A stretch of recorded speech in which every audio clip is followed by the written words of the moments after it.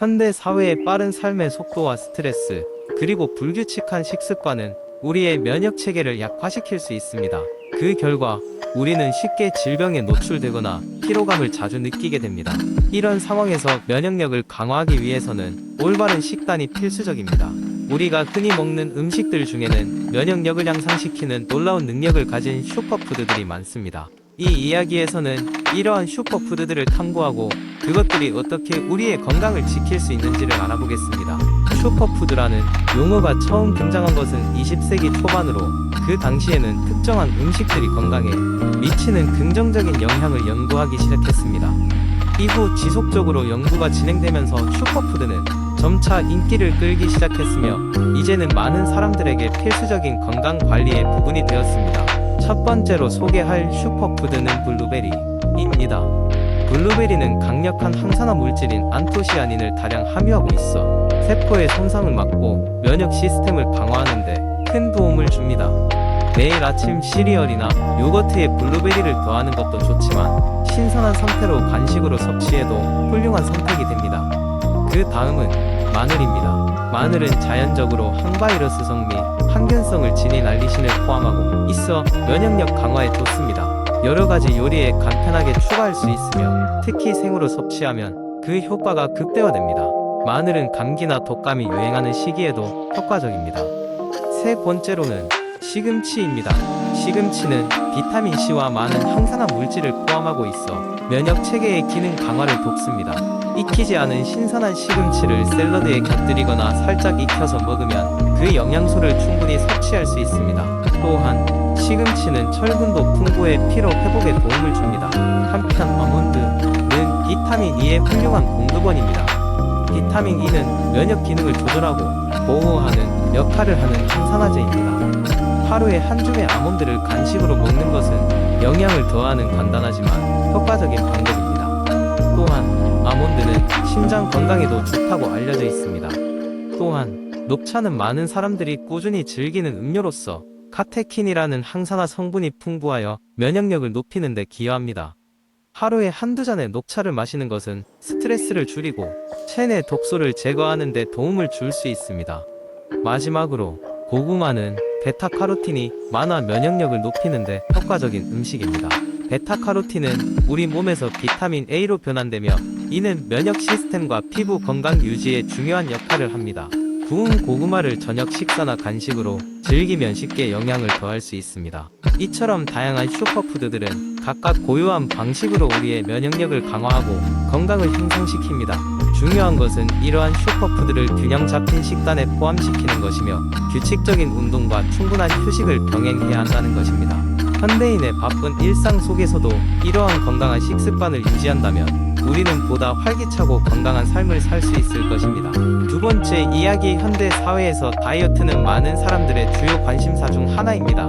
반짝 유행처럼 번지는 여러 다이어트 방법들과 그에 따른 오해들 또한 함께 확산되고 있는데 이러한 오해들은 때로는 건강에 해로울 수 있습니다.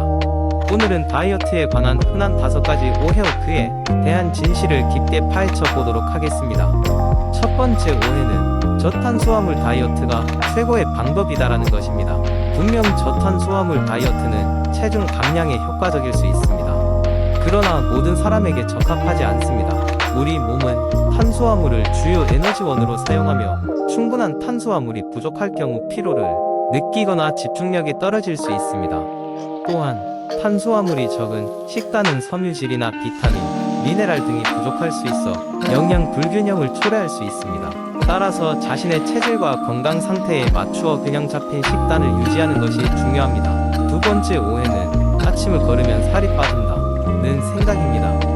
많은 사람들이 바쁜 아침 시간에 식사를 거르곤 합니다. 오히려 아침을 거르게 되면 오전 중에 허기가 몰려오게 되고 과식을 유발할 수도 있습니다. 특히 아침 식사가 대사를 활성화하고 하루 동안의 에너지 수준을 높이는 데 도움이 된다는 연구 결과도 있습니다. 규칙적인 아침 식사는 오히려 장기적으로 체중 감량에 유리할 수 있습니다. 세 번째로는 지방은 무조건 나쁘다는 오해입니다. 사실 지방은 우리의 몸의 필수적인 영양소 중 하나로 건강한 지방 섭취는 필수입니다. 특히 오메가-3 지방산과 같은 건강한 지방은 심장 건강에 좋으며 두뇌 기능에도 긍정적인 영향을 미칩니다. 물론 포화 지방이나 트랜스 지방은 최대한 피하는 것이 좋지만 건강한 지방을 충분히 섭취하는 것은 전반적인 건강에 유익합니다. 네 번째 오해는 물만 마셔도 살이 찐다라는 것입니다. 물론 체중 증가가 물 자체 때문이라는 이야기는 과장된 경우가 많습니다. 그러나 물을 충분히 마시는 것은 오히려 체중 관리에 필수적입니다. 물은 신진대사를 돕고 식욕을 억제하며 소화를 촉진시키는 데 도움을 줍니다. 물을 많이 마시게 되면 자연스럽게 다른 고칼로리 음료의 섭취를 줄이게 되며 이는 체중 감량에 기여할 수 있습니다. 마지막으로 다섯 번째 오해는 체중 감량은 빠르면 빠를수록 좋다입니다. 급격한 체중 감량은 오히려 요요 현상을 불러일으킬 수 있으며 건강에 해를 끼칠 수 있습니다. 지속 가능한 다이어트를 목표로 하여 천천히 체중을 감량하는 것이 건강도 지키고 감량한 체중을 유지하는 데도 도움이 됩니다. 변화는 서서히 그러나 지속 가능해야 합니다. 이처럼 각기 다른 몸의 요구에 따라 맞춤형 다이어트가 필요하듯 다이어트에 대한 오해도 각자의 체질과 생활 방식에 따라 바로잡혀야 할 것입니다. 다이어트는 단순한 체중 감량 이상의 것이며 건강한 생활 방식을 찾기 위한 여정이라는 것을 항상 명심해야 합니다. 세 번째 이야기, 옛날 옛적 산과 들이 어우러진 평화로운 마을이 있었다. 이 마을의 이름은 아모니였고 이곳에는 누구나 하루의 시작을 기분 좋게 맞이하고자 아름다운 전통이 있어왔다. 이른 아침 마을 사람들은 집 근처 작은 숲길로 산책을 나서곤 했다. 이 숲길은 마을의 동쪽 끝에 자리 잡았고 명상의 숲이라 불리며 마을 사람들에게 하루에 에너지를 불어넣어주는 곳으로 유명했다. 매일 아침 첫 번째 닭이 울기 시작할 즈음 마을의 장로인 할아버지 해심이 가장 먼저 일어나 명상의 숲으로 나섰다. 해심 할아버지는 어릴 적부터 이 전통을 전수받아 오랜 세월 이어오고 있었다. 명상의 숲에 도착한 할아버지는 많은 나무 중 가장 큰 느티나무 밑에 자리를 잡고 앉았다. 그곳은 햇살이 살짝 드리워져 있어 가장 편안한 명상의 장소였다. 할아버지는 눈을 감고 깊게 숨을 들이마셨다. 공기가 상쾌하게 폐 깊숙이 스며들었고 서서히 내쉬면서 온몸의 긴장이 풀어졌다. 5분 동안의 명상은 짧은 시간이었지만 이른 아침에 고요함 속에서 모든 감각이 깨어나는 순간이었다. 할아버지는 자연의 소리를 귀 기울여 들으며 마음의 소음을 잠재웠다. 바람에 흔들리는 나뭇잎 소리, 멀리서 들리는 새들의 지저귀, 가끔씩 바람에 날리듯 속삭이는 나무들. 이 모든 것이 그에게 하루의 시작을 알리는 선율로 다가왔다. 해심 할아버지는 명상을 통해 늘 새로운 깨달음을 얻고는 했다. 그는 하루를 시작하는 이 짧은 시간이 어떤 어려움 속에서도 그를 인도하는 힘을 준다고 믿었다. 그런 그는 마을 사람들에게도 명상의 중요성을 전파했다. 특히나 새로 결혼한 젊은 부부에게는 이 전통이 아이에게도 전해지기를 강조했다. 하루는 5분의 명상을 통해 시작되곤 했다. 이 5분은 혼자 시간을 보내는 것이었지만 명상의 숲에서 마을 사람들은 각자의 자리에서 눈을 감고 마음의 평화를 되찾는 시간을 공유했다. 모두가 함께하지만 혼자 있는 것처럼 조용한 공간. 하지만 마음은 늘 연결되어 있었다. 명상의 숲에서 창조되는 평화로운 에너지는 아모니 마을 전체에 퍼져갔고 마을 사람들은 항상 행복하고 긍정적인 마음으로 하루를 살았다. 시간은 흘러도 그들의 전통은 사라지지 않았고 매일 아침 기분 좋은 하루의 시작은 마을 사람들의 삶 속에 자연스럽게 녹아 있었다. 이 전통은 단지 5분의 시간이 아니라 하루를 충만하게 하는 마음의 의식이자 그들 각자가 만들어 나가는 삶의 이야기였다. 네 번째 이야기, 모든 것은 작은 결단에서 시작되었다. 요즘 들어 앉아서 일하는 시간이 많아지고 신체적으로 점점 나태해지고 있다는 것을 느꼈다. 이런 상태로 길게 가지는 않겠다는 생각이 들었고 이 순간부터 변화가 필요함을 절실히 깨달았다. 이번 주에는 나를 위해 일주일간 건강 챌린지를 해보기로 결심했다. 목표는 단순했다. 하루에 단 15분이라도 신체 활동을 하고 정크푸드를 피하며 매일 물을 2리터씩 마시는 것이다. 이러한 변화가 얼마나 큰 영향을 미칠지 궁금했지만 시도해 볼만하다고 생각했다. 첫째 날, 평소보다 일찍 일어나 약간의 스트레칭을 시작했다. 처음에는 몸이 굳어 움직이기가 힘들었지만 점차 풀리는 느낌이 들었다. 이내 기분이 전환되고 상쾌한 기운이 돌기 시작했다. 물도 평소보다 더 많이 마셨더니 생각보다 기분이 좋아졌다. 그러나 저녁이 되자 TV를 보며 주전부리 생각이 간절했다. 힘들었지만 꾹 참고 과일 몇 조각으로 대신했다. 둘째 날 아침에 일어나는 것이 전날보다 수월해졌고 스트레칭 후 가볍게 조깅을 해보았다. 굳어있던 몸이 서서히 조금씩 더 부드러워지는 느낌을 받았다.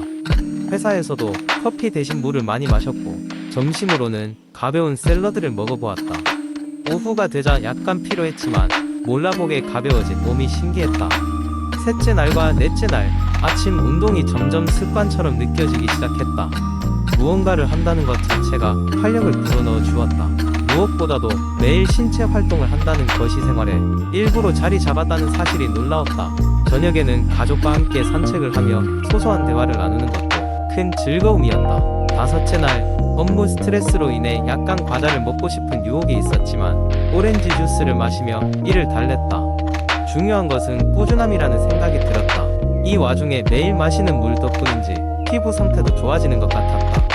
몸의 작은 변화들이 눈에 보이기 시작했다.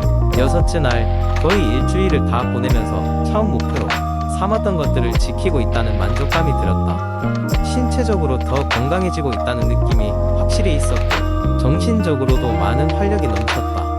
마지막 날 일주일을 되돌아보며 내가 해낸 것에 대해 스스로에게 자부심을 느꼈다. 작은 변화들이 모여 더 큰 변화를 만드는 과정이었다.